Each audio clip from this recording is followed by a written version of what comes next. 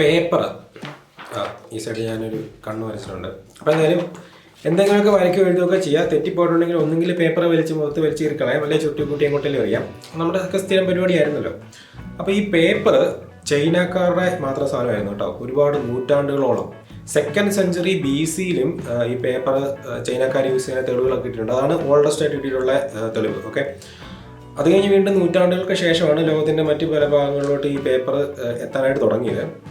അപ്പോൾ എന്തായാലും ഈ പേപ്പർ ഉണ്ടാക്കാനായിട്ട് പല പല വഴികളുണ്ട്. എന്തായാലും എല്ലാം ചെന്ന് തുടങ്ങുന്നത് എല്ലാം സ്റ്റാർട്ട് ചെയ്യുന്നത് സെല്ലുലോസിൽ നിന്നാണ്, പ്ലാന്റ്സിൻ്റെ ഫൈബറിനകത്തുനിന്നാണ്.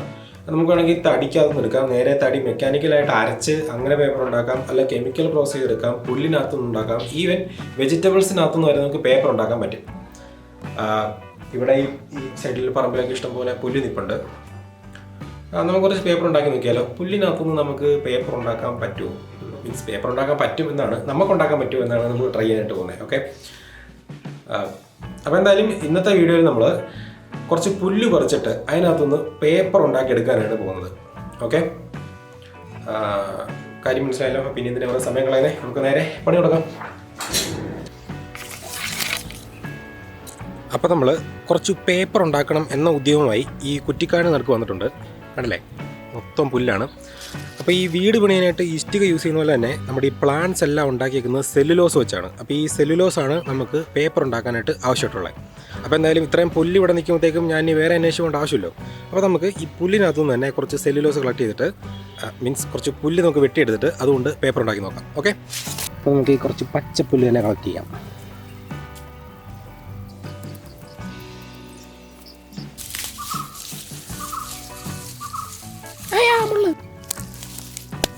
കൊതുക്. അപ്പോൾ നമുക്ക് വേണ്ട പുല്ലൊക്കെ കിട്ടിയിട്ടുണ്ട്.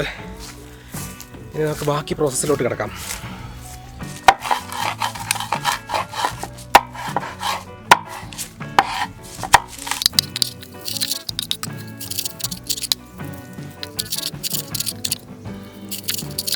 എനിക്കിവിടെ ഇതൊക്കെ കൂടി ഇടാനായിട്ട് ഒരു പഴയ ഫിഷ് ബൗളാണ് കിട്ടിയിരിക്കുന്നത്, ഒന്നും തോന്നരുത്. ഓക്കെ, അപ്പോൾ അതായത് നമുക്ക് ഇതിനകത്തോട്ട് തന്നെ ഇതെല്ലാം കൂടെ വാരിയിടാം. അപ്പോൾ നമ്മൾ ഇത്ര റെഡി ആക്കിയിട്ടുണ്ട്. ഇനി നമുക്ക് ആവശ്യമായിട്ടുള്ളത് കുറച്ച് സോഡിയം ഹൈഡ്രോക്സൈഡ് ആണ് കേട്ടോ. അപ്പോൾ ഈ സോഡിയം ഹൈഡ്രോക്സൈഡ് എന്ന് പറയുമ്പോഴത്തേക്കും നമുക്ക് ഈ സോപ്പ് ഉണ്ടാക്കാനായിട്ടുള്ള സാധനങ്ങളൊക്കെ മേടിക്കാൻ കിട്ടുന്ന കടയുണ്ടല്ലോ. അപ്പോൾ ആ കടയൊക്കെ നമുക്ക് ഇഷ്ടംപോലെ സോഡിയം ഹൈഡ്രോക്സൈഡ് മേടിക്കാൻ കിട്ടും. കോസ്റ്റിക് സോഡ എന്നും പറയും. ഓക്കെ, അപ്പോൾ ഒത്തിരി ഒന്നും വേണ്ട, നമുക്ക് കുറച്ച് സോഡിയം ഹൈഡ്രോക്സൈഡ് എടുത്തിട്ട് ഇതിനകത്തോട്ട് ഇട്ട് കൊടുക്കാം.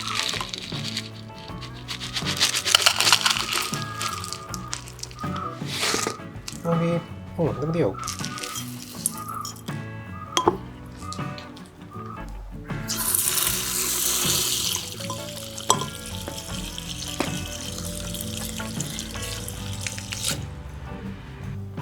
നല്ല അടിപൊളിയായിട്ട് ചൂടാകും. എന്തായാലും കുറച്ച് നേരം കൊണ്ട് നമ്മുടെ ഈ പുല്ല് മുഴുവൻ അലുത്ത് നല്ല ഡിസോൾവ് ആയി നമുക്ക് കിട്ടും.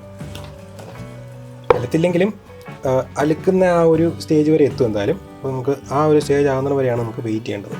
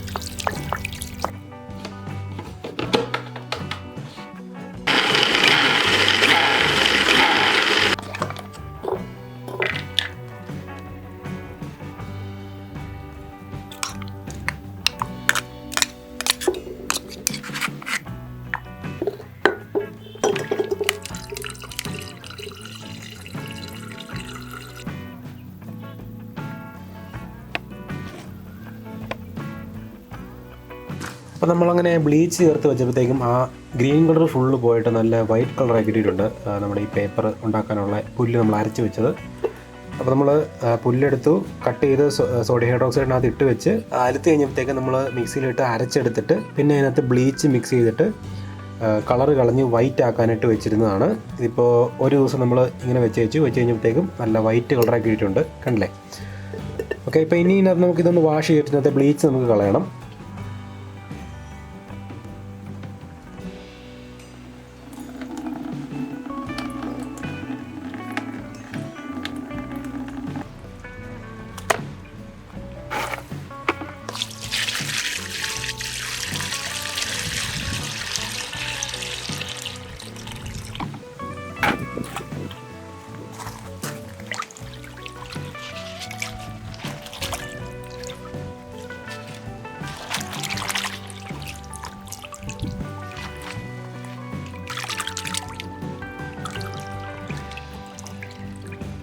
അപ്പോൾ നമ്മൾ ഈ പുല്ലിനകത്ത് നിന്നെടുത്ത് ഫൈബർ ഫുള്ള് നമ്മൾ ആ വെള്ളത്തിനകത്ത് നിന്നിട്ട് കലക്കി റെഡിയാക്കി വെച്ചിട്ടുണ്ട്.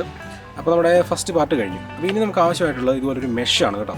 അപ്പോൾ ഇത് ഞാനൊരു മെഷ് ഒരു മൾട്ടിവുഡിൻ്റെ പീസിലോട്ട് ഒരു ഫ്രെയിമിലോട്ട് അടിച്ചുറപ്പിച്ചെടുത്തേക്കുന്നതാണ്.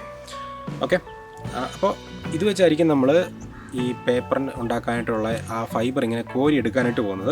അപ്പോൾ എന്തോരം വീതമാണ് കോരി എടുക്കുന്നത് എന്ന് തീരുമാനിക്കുന്നത് ഈ ഒരു ഫ്രെയിമാണ്. ഈ ഫ്രെയിമിൻ്റെയും അതുപോലെ തന്നെ ഈ മെഷീൻ്റെയും ഇടയിൽ എന്തോരം വെള്ളം കൊള്ളുമോ അത്രയും വെള്ളത്തിനകത്തുള്ള ഫൈബർ ആയിരിക്കും നമ്മൾ പേപ്പറാക്കി മാറ്റാനായിട്ട് പോകുന്നത്. ഓക്കെ, അപ്പോൾ എന്ന് പറയുമ്പോഴത്തേക്കും ഈ ഒരു ഫ്രെയിമിന് എന്തോരം കട്ടി കൂടുന്നോ അതിനനുസരിച്ച് പേപ്പറിൻ്റെയും കട്ടി കൂടും. മനസ്സിലായില്ലേ? ഓക്കെ, അപ്പോൾ എന്തായാലും നമുക്കിനി ഇതുകൊണ്ടൊന്ന് സ്കൂപ്പ് ചെയ്തെടുത്തിട്ട് എന്തോരം കട്ടിയുള്ള പേപ്പർ കിട്ടുമെന്ന് ട്രൈ ചെയ്ത് നോക്കാം. അപ്പോൾ നമ്മൾ ഈ മെഷീൻ്റെ മുകളിലോട്ട് ഈ ഫ്രെയിം എടുത്ത് ഇങ്ങനെ പിടിച്ചിട്ട് ഈ വെള്ളത്തിനകത്തോട്ട് ഇങ്ങനെ കോരി മുക്കിയെടുക്കണം കേട്ടോ.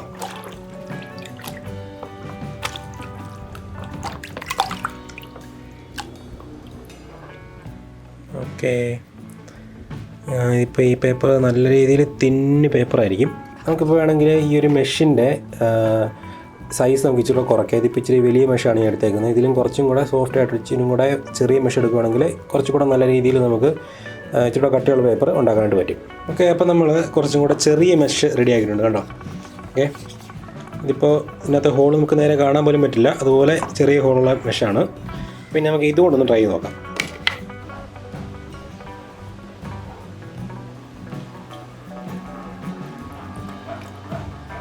ഓക്കെ, കണ്ടില്ലേ? അപ്പോൾ നമുക്കിതിൽ ഒരു ഈവനായിട്ടുള്ള ഒരു കോട്ട് കിട്ടിയിട്ടുണ്ട്. കണ്ടില്ലേ? ഇനി നമുക്ക് ഈ ഒരു ഇതിലോട്ട് വന്നേക്കുന്ന ഈ ഒരു ലെയർ നമുക്ക് ആ ഒരു തുണിയിലോട്ടും എല്ലാം ഒപ്പി മാറ്റുകയാണ് വേണ്ടത്. അപ്പോൾ അത് നല്ല കെയർഫുള്ളായിട്ട് വളരെ സോഫ്റ്റായിട്ട് നമുക്കിനി ഇതൊരു തുണിയിലോട്ട് ഒപ്പി എടുത്ത് മാറ്റാം.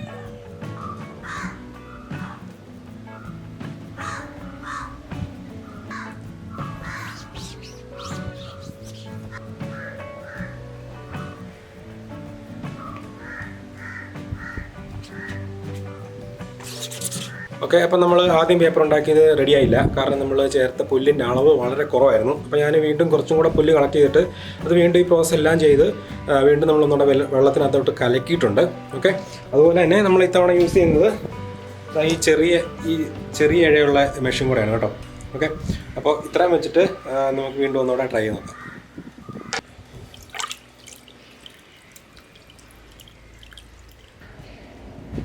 ഓ മൈ ഗോഡ്, അത്യാവശ്യം നല്ല കട്ടിയുള്ള പേപ്പറാണ്.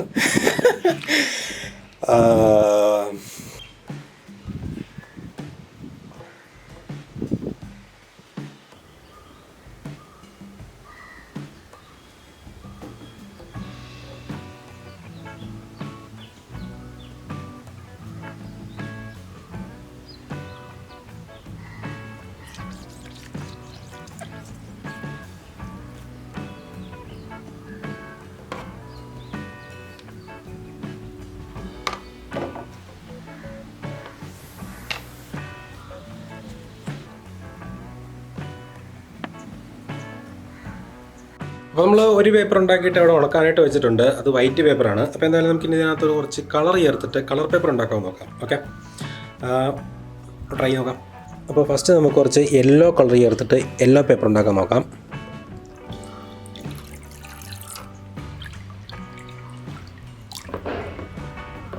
ഞാനിപ്പോൾ ഇതിനകത്ത് ചേർക്കുന്നത് പ്രിൻറ്റിങ്ങിങ് ആണ് കേട്ടോ. ഓക്കെ, അപ്പോൾ ഇനി നമുക്ക് ഇതിനകത്തോട്ട് കുറച്ച് ബ്ലൂ കളർ ചേർക്കാം.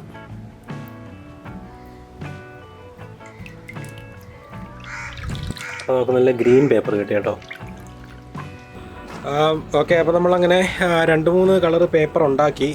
വീണ്ടും ഞാനിപ്പോൾ ആദ്യമേ യെല്ലോ ചേർത്തു, പിന്നെ അതിനകത്ത് റെഡ് ചേർത്തപ്പോൾ ഓറഞ്ച് കിട്ടി, പിന്നെ അതിനകത്ത് കുറച്ച് ബ്ലൂ ചേർത്തപ്പോൾ ഗ്രീൻ കിട്ടി.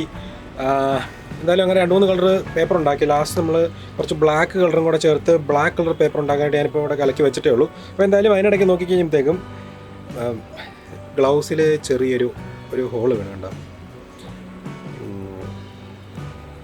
അപ്പോൾ എന്തായാലും കയ്യിൽ ഈ ഇങ്ക് പിടിക്കാതിരിക്കാനാണ് ഞാൻ ഗ്ലൗസ് ഇട്ടത്. പേടിക്കണ്ട, കയ്യിൽ കളറൊന്നും ആയിട്ടില്ല. അപ്പോൾ ഈ വിരൽ മാത്രം നീല വിരളായിപ്പോയി. ഓക്കെ ഫ്രണ്ട്സ്, അപ്പോൾ നമ്മളങ്ങനെ പുല്ലിനകത്തു നിന്നുള്ള സെല്ലുലോസ്, അതായത് പുല്ലിനകത്ത് ഫൈബർ സെപ്പറേറ്റ് ചെയ്തിട്ട് അതുകൊണ്ട് നമ്മളിവിടെ കുറച്ച് കളർ പേപ്പറുകൾ ഉണ്ടാക്കിയിട്ടുണ്ട്. നമ്മൾ ഓരോ സ്റ്റെപ്പിൽ കളർ ചെയ്യാത്തൊരു ഡിഫറെൻ്റ് ആയിട്ടുള്ള പേപ്പറുകളാണ് ഉണ്ടാക്കിയെടുത്തേക്കുന്നത്. അപ്പോൾ കണ്ടില്ലേ, നമുക്കിവിടെ ഞാനിവിടെ വൈറ്റ് ഉണ്ടാക്കിയിട്ടുണ്ട്. ഇതാണ് നമ്മൾ ആദ്യം ഉണ്ടാക്കിയത്, അതുകൊണ്ട് തന്നെ ഇച്ചിരി നല്ല കട്ടിയുള്ള പേപ്പർ നമുക്ക് കിട്ടി. പിന്നെ നമുക്ക് ഇവിടെ ഓറഞ്ച് ഉണ്ട് കേട്ടോ. ഓക്കെ, ഓറഞ്ച്, അതുപോലെ യെല്ലോ പേപ്പറുകൾ ഉണ്ടാക്കി, ബ്രൗൺ പേപ്പറുണ്ട്. ഓക്കെ, ബ്രൗണ്, അതുപോലെ പിന്നെ ഗ്രീൻ. ഈ ഗ്രീൻ പേപ്പർ ലാസ്റ്റ് നോക്കിയത്തേക്കും തീരെ കട്ടിയില്ലാണ്ടായിട്ടുണ്ട്. ഇപ്പോൾ ആ വെള്ളത്തിനകത്ത് നമ്മൾ കലക്കി ഫൈബർ ഫുള്ള് തീർന്നു വരുന്നതിനനുസരിച്ച് പേപ്പറിൻ്റെ കട്ടി കുറഞ്ഞു വരും. അപ്പോൾ ഈ ഗ്രീനിന് വലിയ കാര്യമായിട്ട് കട്ടിയില്ല, എന്നാലും ഈ കണ്ടില്ലേ, അതുപോലെ ഈ വൈറ്റിന് നല്ല കട്ടിയുമാണ് കേട്ടോ. അപ്പോൾ ഇനി നമുക്ക് ചെയ്യാനുള്ളത് ഇതിൻ്റെ സൈഡൊക്കെ ഒന്ന് കട്ട് ചെയ്ത് കറക്റ്റ് ഒരു റെക്ടാങ്കിൾ ഷേപ്പാക്കി എടുത്തിട്ട് കാണാൻ ഭംഗിക്ക് നമുക്ക് ഒന്ന് എടുത്ത് അടുക്കി വെച്ച് നോക്കാം. ഓക്കെ, അപ്പോൾ ഞാൻ വീണ്ടും ഈ കാടിൻ്റെ നടുക്ക് നിൽക്കുകയാണ്. നമ്മൾ ഇത് കൂട്ട് കുറച്ച് പുല്ല് പറിച്ചാണ് നമ്മുടെ പേപ്പർ ഒന്ന് ഉണ്ടാക്കിയത് കേട്ടോ. ഇന്നല്ല, ഒരു 2-3 ദിവസമായിട്ട് ഞാൻ ഈ വീഡിയോ ചെയ്തുകൊണ്ടിരിക്കുന്നതാണ്. ഓക്കെ, അപ്പോൾ എന്തായാലും നമുക്ക് മനസ്സിലായി, നമുക്ക് ഈ പുല്ല് പറിച്ചെടുത്തിട്ട് അത് സോഡിയം ഹൈഡ്രോക്സൈഡിനകത്തിട്ട് ഡിസോൾവ് ചെയ്യുന്ന പോലെ ആക്കി, പിന്നെ അതിനകത്ത് കുറച്ച് ബ്ലീച്ച് ഒഴിച്ച് അത് മിക്സിയിലിട്ട് അരച്ച്, പിന്നെ അതിനകത്ത് ബ്ലീച്ച് ഒഴിച്ച് അത് വൈറ്റ് ആക്കിയിട്ട് വെള്ളത്തിനകത്ത് കലക്കി ഒരു സ്ക്രീൻ കൊണ്ട് കോരിയെടുത്താലേ ഇതുപോലുള്ള പേപ്പർ ഉണ്ടാക്കി എടുക്കാൻ പറ്റും എന്നുള്ള കാര്യം നമുക്ക് മനസ്സിലായല്ലോ. അപ്പോൾ ഇങ്ങനെ തന്നെ ഇത്ര കഷ്ടപ്പെട്ട രീതിയിൽ ഉണ്ടാക്കണമെന്നില്ല. നമുക്ക് വേണമെങ്കിൽ സാധാരണ പേപ്പർ, നമ്മുടെ ബുക്കിലൊക്കെ ഉള്ള വൈറ്റ് പേപ്പർ വലിച്ച് കീറിയെടുത്തിട്ട് അത് വെള്ളത്തിനകത്ത് കലക്കിയിട്ട് ഒരു നെറ്റിൻ്റെ സ്ക്രീൻ കൊണ്ട് കോരി എടുക്കുകയാണെങ്കിൽ, മീൻസ് കളറൊക്കെ ചേർത്തിട്ട് കോരി എടുക്കുകയാണെങ്കിൽ നമുക്ക് ഇച്ചിരി കൂടെ കട്ടിയുള്ള പേപ്പർ, കളറുള്ള പേപ്പറൊക്കെ ഉണ്ടാക്കിയെടുക്കാൻ പറ്റും. എന്തായാലും ഒരു ക്രാഫ്റ്റ് എന്ന രീതിയിൽ, അല്ലെങ്കിൽ ഒരു സയൻസ് എന്ന രീതിയിൽ പുല്ലിനകത്തുനിന്ന് പേപ്പർ ഉണ്ടാക്കിയെടുക്കാം എന്നുള്ള കാര്യം മനസ്സിലായില്ലേ? എങ്ങനെയാണ് ചെയ്യുന്നുള്ള കാര്യം എല്ലാവർക്കും പിടികിട്ടി കാണുമല്ലോ. അപ്പോൾ നമ്മളെന്തായാലും പേപ്പർ ഉണ്ടാക്കി, നമുക്ക് ചെറിയൊരു കൗതുകം ഉണ്ടായാലും നമുക്ക് എങ്ങനെ ഉണ്ടാക്കിയെടുക്കാൻ പറ്റുമെന്ന്. എന്തായാലും നല്ല രീതിയിൽ തന്നെ വർക്ക് ചെയ്തിട്ടുണ്ട്, കുറച്ച് കഷ്ടപ്പെടേണ്ടി വന്നെങ്കിലും. അപ്പോൾ എങ്ങനെയാണ് പുല്ലിനകത്തുനിന്ന് പേപ്പർ ഉണ്ടാക്കിയെടുക്കുന്നത്, അല്ലെങ്കിൽ പുല്ല് പേപ്പറാക്കി മാറ്റുന്നത് എന്ന് എല്ലാവർക്കും പിടികിട്ടി കാണുമല്ലോ. ഓക്കെ, അപ്പോൾ എന്തായാലും നമ്മുടെ ഇന്നത്തെ വീഡിയോ ഇഷ്ടപ്പെട്ടെങ്കിൽ തീർച്ചയായിട്ടും ചാനൽ സബ്സ്ക്രൈബ് ചെയ്യുക, വീഡിയോ ലൈക്ക് ചെയ്യാനും മറക്കണ്ട. നമുക്കിനി അടുത്ത വീഡിയോയിൽ വേറൊരു അടിപൊളി വീഡിയോ ആയിട്ട് വീണ്ടും കാണാം. അതുവരെ ബൈ ബൈ. ഇതുകൊണ്ട് എന്താണോ ചെയ്യാൻ പോകുന്നത്?